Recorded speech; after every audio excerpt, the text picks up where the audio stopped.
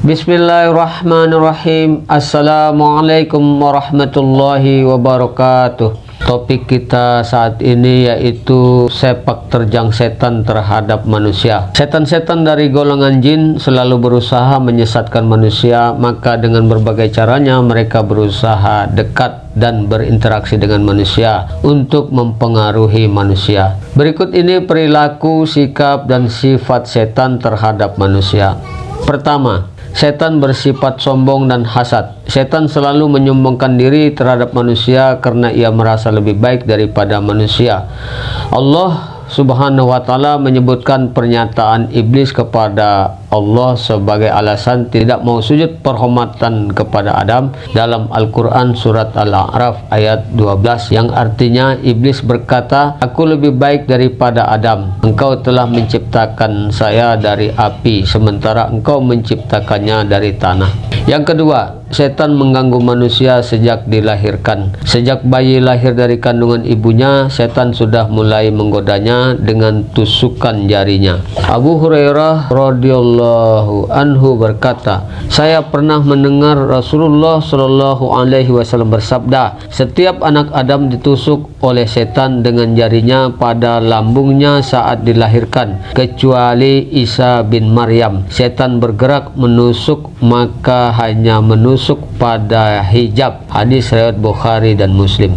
Karena Allah Subhanahu wa ta'ala melindungi Maryam dan putranya berkat doa istri Imran, yaitu doanya sebagai berikut. Maka ketika melahirkannya, dia berkata, "Ya Tuhanku, aku telah melahirkan anak perempuan, padahal Allah lebih tahu apa yang dia lahirkan, dan laki-laki tidak sama dengan perempuan, dan aku memberinya nama Maryam, dan aku mohon perlindunganmu untuknya dan anak cucunya dari gangguan setan yang terkutuk." Al-Quran surat Al-Imran ayat 36. Yang ketiga, setan makan dan minum dengan tangan kiri. Dari Ibnu Umar bahwa Rasulullah Shallallahu alaihi wasallam bersabda, "Apabila salah seorang dari kalian makan, maka makanlah dengan tangan kanannya, dan apabila ia minum, maka minumlah dengan tangan kanannya, karena setan makan dan minum dengan tangan kiri." Hadis riwayat Muslim.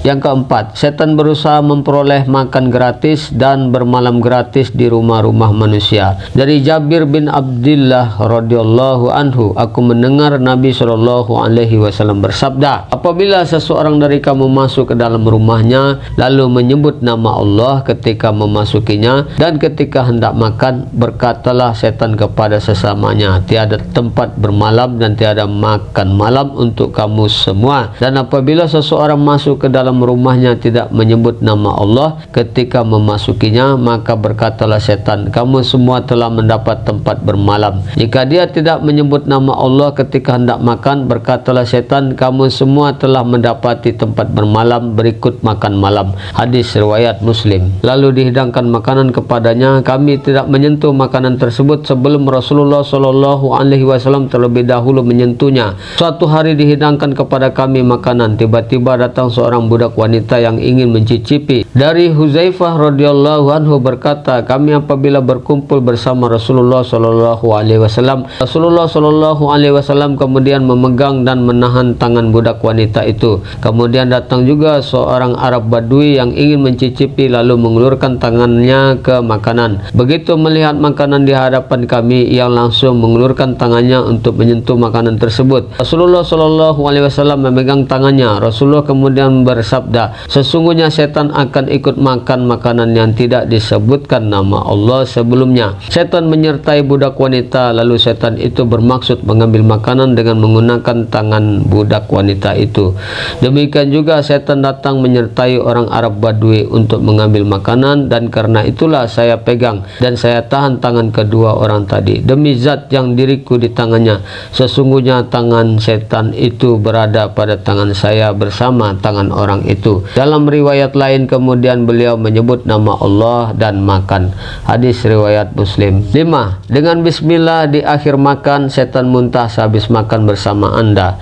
Dari Umayyah bin Makhshi Asy-Syahabi radhiyallahu berkata bahwa Rasulullah SAW sedang duduk dan ada seorang laki-laki sedang makan tidak membaca basmalah sampai makanan tinggal satu suap. Maka ketika mengangkat tangannya ke mulutnya sambil membaca bismillah awalahu wa akhirahu, maka Nabi SAW tertawa kemudian berkata, senantiasa ikut makan bersamanya, maka ketika ia menyebut nama Allah, setan memuntahkan apa yang ada di perutnya. Yang keenam, pekerjaan tetap setan dan anak buahnya. Rasulullah SAW bersabda, sesungguhnya iblis menempatkan singgasananya di atas laut, kemudian ia mengirim pasukan-pasukan setan. Yang paling dekat kedudukannya dengan iblis adalah setan yang paling besar melakukan fitnah. Salah satu pasukannya datang menghadapinya melaporkan, aku tidak meninggalkan manusia sehingga aku pisahkan ia dari istrinya. Iblis pun mendekatkannya seraya berkata, sebaik-baiknya pasukan adalah kamu. Hadis riwayat Muslim.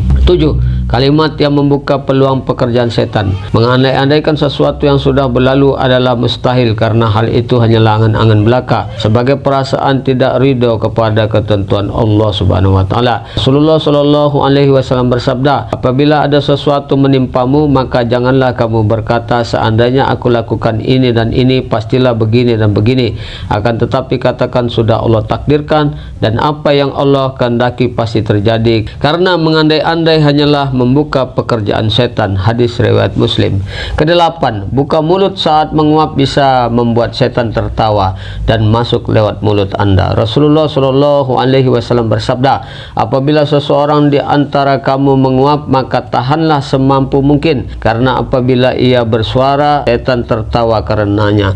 Hadis riwayat Bukhari. Dan Rasulullah SAW bersabda, apabila seorang di antara kamu menguap, maka hendaklah ia tahan semampu mungkin, karena setan akan masuk, yaitu lewat mulut. Hadis riwayat Muslim. Yang kesembilan, Anda sujud tilawah membuat setan menangis. Rasulullah SAW bersabda, apabila anak Adam membaca ayat As-Sajdah kemudian ia sujud, setan menyingkir sambil menangis dan berkata, aduhai celakanya aku. Anak Adam disuruh sujud, ia bersujud, maka baginya surga. Sedangkan aku disuruh bersujud, tapi aku tidak mau, maka bagiku neraka. Hadis riwayat Muslim. Ke-10, setan berusaha memperindah penampilan wanita di hadapan laki-laki. Rasulullah SAW bersabda, wanita adalah aurat, maka apabila ia keluar rumah, setan memperindahnya di hadapan lelaki. Hadis riwayat Tirmizi. Oleh sebab itu, kaum laki-laki diperintahkan untuk menundukkan pandangan matanya ketika di hadapan wanita lain, dan begitu pula kaum wanita diperintahkan untuk menundukkan pandangan matanya di hadapan kaum laki-laki. Yang ke-11, mencaci maki setan menyebabkan setan tambah besar, tetapi menyebut kalimat Allah menyebabkan setan mengecil. Rasulullah SAW bersabda, apabila kendaraan seseorang di antaramu mogok, maka janganlah ia mengatakan celakalah setan, karena kalau dikatakan demikian, setan akan membesar sampai menjadi seperti rumah. Akan tetapi katakan bismillah, maka jika kamu katakan itu, setan mengecil sampai menjadi seperti lalat. Hadis riwayat Abu Daud. 12. Agar rumah Anda tidak kemasukan setan. Rasulullah SAW bersabda, tutuplah pintu-pintu dan sebutlah nama Allah ketika menutupnya, karena setan tidak akan membuka pintu yang sudah terkunci dengan menyebut nama Allah. Dan tutuplah juga tempat-tempat air minum kalian dengan menyebut nama Allah, dan tutuplah bejana-bejana kalian dengan menyebut nama Allah, meskipun kalian hanya menaruh sesuatu di atasnya. Dan ketika hendak tidur, matikanlah lampu-lampu kalian. Hadis riwayat Muslim. Kalau pada masa Rasulullah SAW, pintu-pintu tempat cadangan air minum, bejana-bejana diperintahkan untuk ditutup dengan menyebut nama Allah, dan setan tidak sanggup membukanya, maka peralatan rumah tangga atau kantor lain yang saat ini seperti pintu kendaraan, almari, brankas, kulkas, freezer, microwave, magic jar, gelas, panci, nampan, makanan, teko, ketika kita menutupnya dengan membaca bismillah, setan pun tidak sanggup membukanya. Kemudian ketika kita masuk rumah, kita selalu mengucapkan salam. Dari Abu Umamah Al-Bahili dari Rasulullah SAW bersabda, 3 golongan kesemua mereka yang dijamin dari Allah Azza wa Jalla, yaitu seorang lelaki yang keluar berperang di jalan Allah, dia berada di dalam jaminan Allah sehingga dia gugur lalu dimasukkan ke dalam surga, atau dia pulang dengan memperoleh pahala atau ganimah. Juga seorang lelaki yang keluar masjid, dia berada di dalam jaminan Allah sehingga dia mati lalu dimasukkan ke dalam surga, atau dia pulang dengan memperoleh pahala dan ganimah. Juga seorang lelaki yang memasuki rumahnya dengan membaca salam, dia berada di dalam jaminan Allah Subhanahu wa taala. Hadis riwayat Abu Daud, disahihkan oleh Al-Albani dalam Sahih At-Targhib. 13. Azan berkumandang membuat setan lari menjauh sambil terkentut-kentut. Kalimat azan adalah kalimat suci untuk sebuah panggilan suci dalam beribadah kepada Allah Subhanahu wa taala. Maka setan berusaha menjauhi panggilan itu saat dikumandangkan. Rasulullah sallallahu alaihi wasallam bersabda, sesungguhnya setan apabila mendengar azan untuk salat, ia pergi menjauh sampai ke tempat sepi. Hadis riwayat Muslim. 14. Setan melakukan korupsi dari sebagian solat Anda.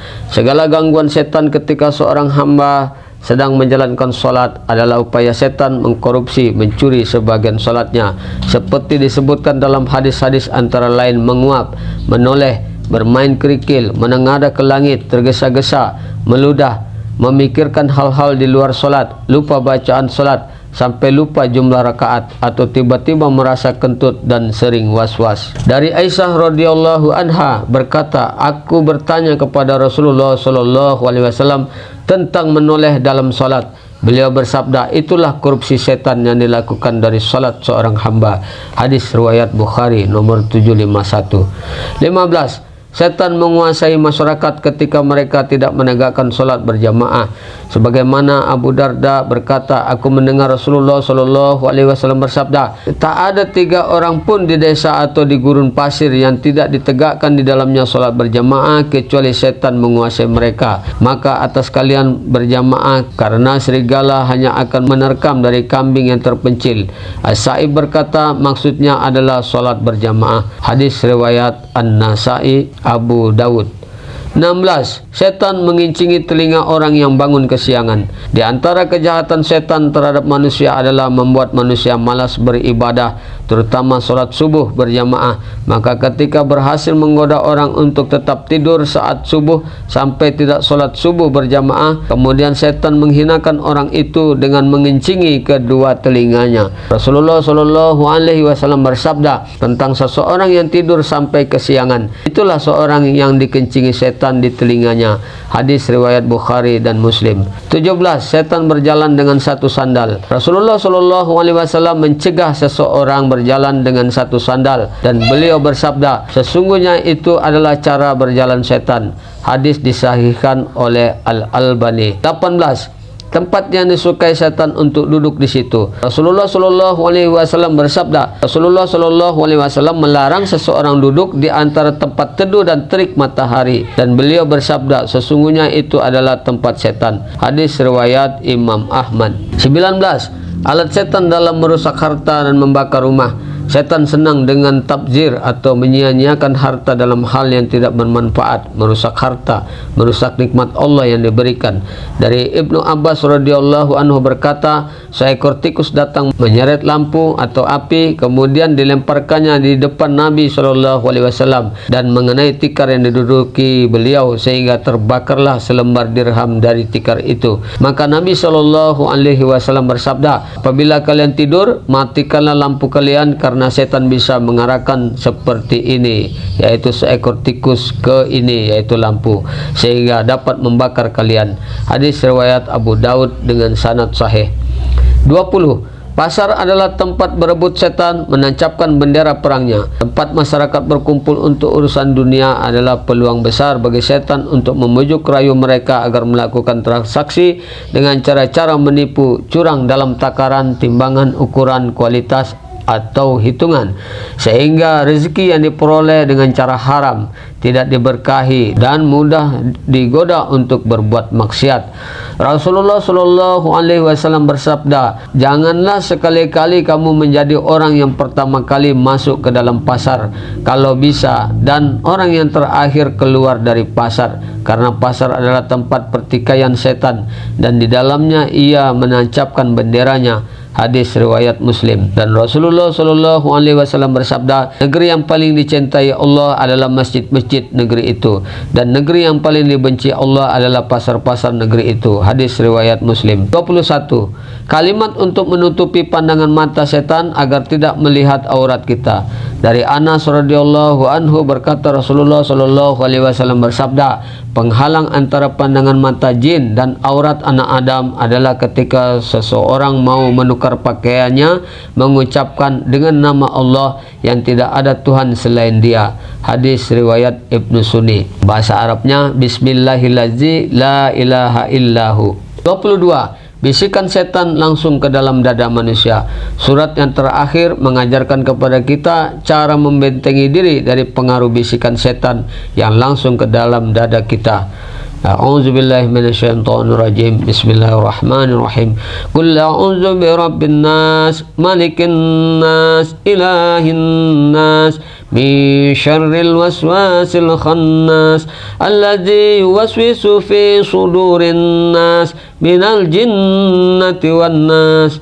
Katakanlah, aku berlindung kepada Tuhan manusia, Raja manusia, sembahan manusia, dari kejahatan setan pembisik yang biasa bersembunyi, yang membisikkan kejahatan ke dalam dada manusia, dari jin dan manusia. Surat An-Nas ayat 1-6.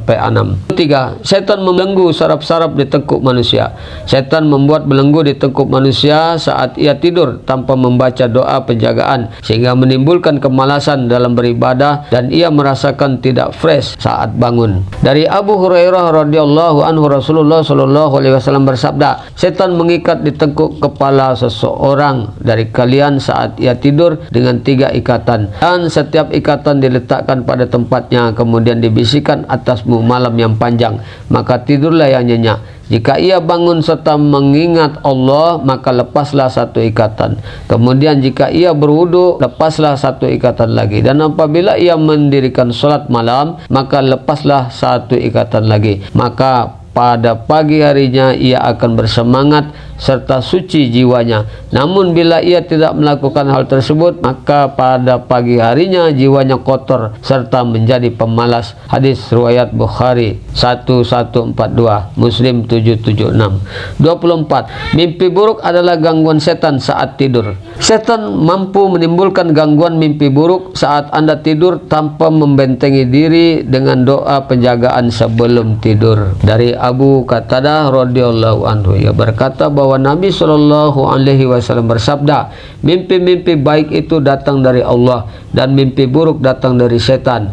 Maka apabila salah seorang di antara kalian bermimpi yang tidak menyenangkan, hendaklah ia meludah ke samping kiri sebanyak 3 kali dan memohon perlindungan kepada Allah dari kejahatannya. Sesungguhnya mimpi itu tidak akan membahayakannya dan ia tidak memberitahukannya kepada orang lain.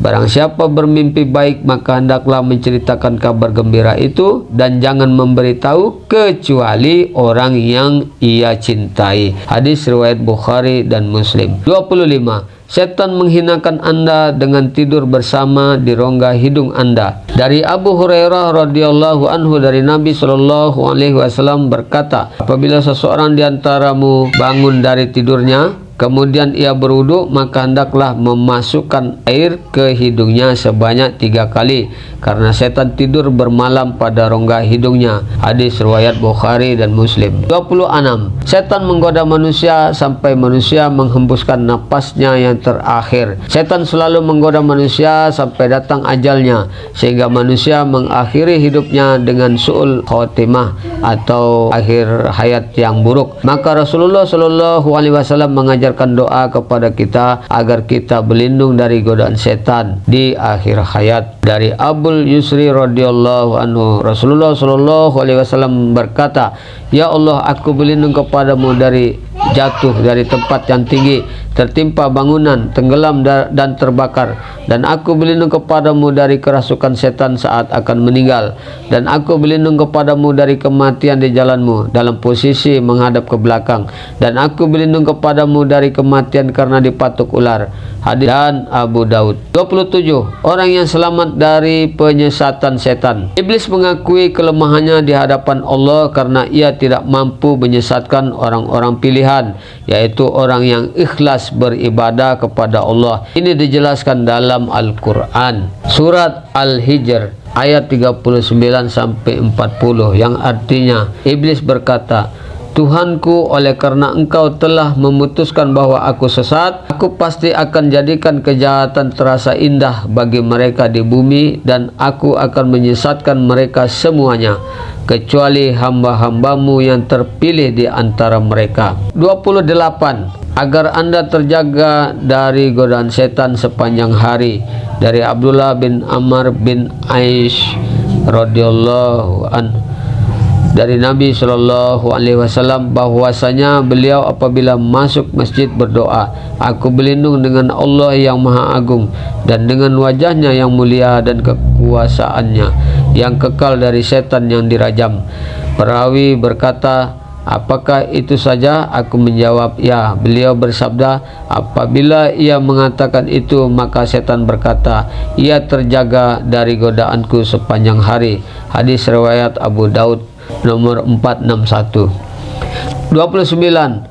Doa pengamanan saat singgah di suatu tempat. Dari Kaulah binti Hakim As-Sulaimiyah, beliau mendengar Rasulullah Shallallahu Alaihi Wasallam bersabda, barang siapa yang singgah di suatu tempat, kemudian dia mengucapkan, aku berlindung dengan kalimat Allah yang sempurna dari kejahatan segala makhluk yang dia ciptakan, maka tidak ada satupun yang akan membahayakannya sampai dia pergi dari tempat tersebut. Bahasa Arabnya, a'udzu bikalimatillahi tammati min syarri ma khalaq. 30. Setan yang tinggal di rumah akan menyingkir ketika rumah itu dibacakan surat. Rasulullah Shallallahu Alaihi Wasallam menjelaskan adanya setan yang tinggal di rumah-rumah manusia yang sepi dari zikir, tidak pernah dikembenangkan bacaan Al-Quran di dalamnya, keluar masuk rumah tanpa salam, makan minum tanpa bismillah. Akan tetapi ketika penghuni rumah berusaha membentengi diri dan rumahnya dengan membaca surat Al-Baqarah, maka setan akan terusir dan lari dari rumah itu. Rasulullah Shallallahu Alaihi Wasallam bersabda, janganlah kalian menjadikan rumah-rumah kalian sebagai kuburan. Sesungguhnya setan akan lari menyingkir dari rumah yang dibacakan di dalamnya surat Al-Baqarah. Hadis riwayat Muslim. Terakhir, nomor 31. Perangkap-perangkap setan untuk menjerat manusia. Mengeksploitasi aurat wanita lewat berbagai media, nyanyian yang menjauhkan diri dari zikrullah, dengan angin kosong dalam menanggapi kebahagiaan dunia, misalnya lewat mabuk-mabukan dan perjudian, menunda-nunda pelaksanaan kewajiban sampai akhir waktunya, tabzir atau membuang-buang harta, waktu dan kesempatan, mempelajari ilmu sihir dan perdukunan yang mudah diperoleh bukunya dan diperjualbelikan bebas, bahkan bisa dibeli secara online, menimbulkan kebencian, kekerasan, permusuhan, pertikaian dan perpecahan dalam tubuh umat Islam, mengobrol janji-janji palsu, saksi palsu, sumpah palsu, kebohongan, penipuan dan kecurangan, menakut-nakuti manusia dengan kemiskinan, kesulitan ekonomi, krisis moneter, juga kesusahan mencari jodoh, menghilangkan rasa malu dalam berbuat dosa-dosa besar, sehingga manusia melakukan promosi ilmu perdukunan, ilmu sihir, perbuatan zina, homoseks, lesbian, atau minum khamar dengan terang-terangan. Demikian sahabat-sahabatku, semoga bermanfaat dan saya sudahi. Wassalamualaikum warahmatullahi wabarakatuh.